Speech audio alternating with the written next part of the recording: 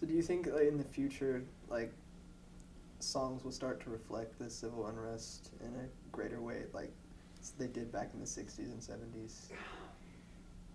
You know, it's easy to point the finger at those at the hippies and the generations, you know, the beatniks, not the beatniks so much, but like the hippies, because they represented all this change. But and I suppose to a certain degree there was change, but isn't that the same generation of people now who are really kind of dropping the ball and, you know, making my generation, your generation, have to really deal with a different reality, you know? So I question how, you know, the Woodstock. I watched the Woodstock documentary recently, and you know, with all their bravado of change. I wonder how much they really what effect they really had. Maybe they stopped the Vietnam War. I don't know, but anyway, you know, it's.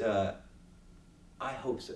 I hope that in the future we will become more, you know, it just scares me. I'm afraid that people, like the general population, just don't care, frankly, about what's going on in the like current events. You know, they're just so tuned out, and that's okay. I understand. You know, it's. I mean, I don't know how many more headlines myself I can read about the Middle East or the Republicans and Barack Obama and this and that. You know, it gets so played out. It's so easy to tune it off. You know, but like I hope that people become more in tune and engaged with what's happening, and so that way they can be more entertained. You know, I think Jon Stewart's a good example of someone who does it well.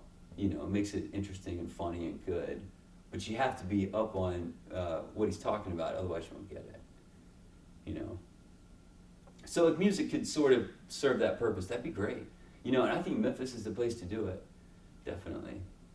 I've been working on a project where I bring emerging artists like stars together with the legends from this area. So far, we've done Mavis Staples with the North Mississippi All Stars. We did Booker T with Al Capone. We did Yo Gotti with Bobby Blue Bland.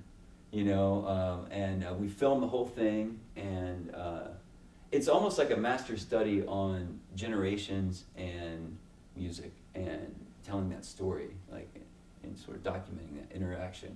But something like that can only happen in Memphis. And you know, we had an incredible night at the Shell last night. We played a show with Lucero and Jimbo Mathis, among many others, and it was just so incredible, man. Memphis music is no joke, and I really think it's getting serious right now. And I suppose some things never change; they just come in waves, you know. Where'd you play at last night? It was the Levitt Shell. Um, Yeah, over there in Overton Park. yeah. What's your favorite place to play in Memphis? I'd have to say the Shell. Yeah. Yeah, it's I don't know. Are you guys familiar with it? You've seen it? Yeah, of course. Yeah, you know, it used to be run down. It was really funky, and it's amazing that they didn't tear it down and turn it into a parking lot for I guess, the College of Art over there. But recently they renovated it, and they came in with some investors and put in a backstage area, and it's like a real, you know, performing arts center. It's nice. Yeah. The concert last night was part of a folk festival. Yes. Yeah. It was so nice. It was a tribute to my dad. It was the Jim Dickinson. I guess it was the second annual Jim Dickinson Folk Festival, and yeah, it was amazing. It was so great. He used to do those in the '70s, and it was very similar. They would have blues artists like Sleepy John Estes and Ferry Lewis. I mean, like the real deal. Sort of when they were in the '60s, when there was a resurgence of blues, a lot of very authentic blues musicians being rediscovered, you know, and they were a big part of that, definitely. And it was sort of, we showed a lot of footage from those days, and it was definitely an homage to that and trying to bring it back, you know, in a way.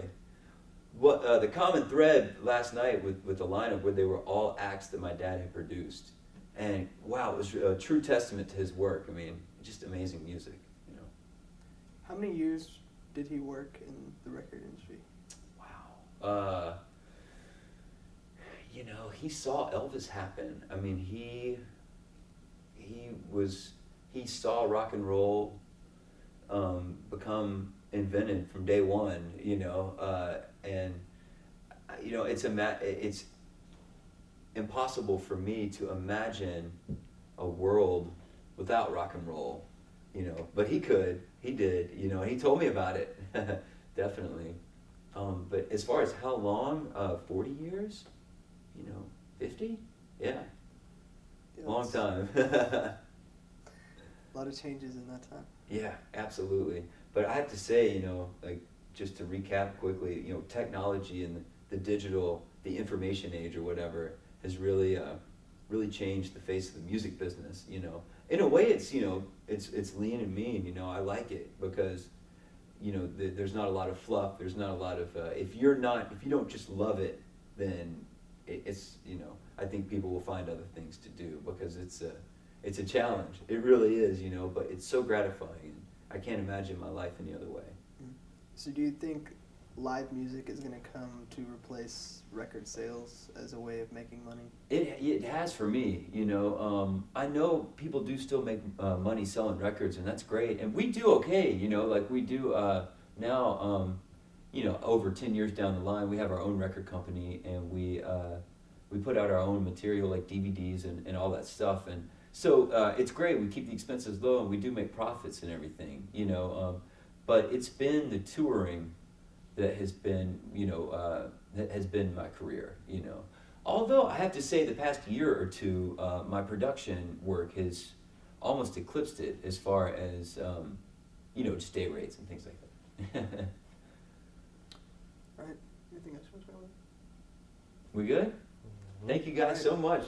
Thank you for coming in. Oh, it's my pleasure. It's a great interview.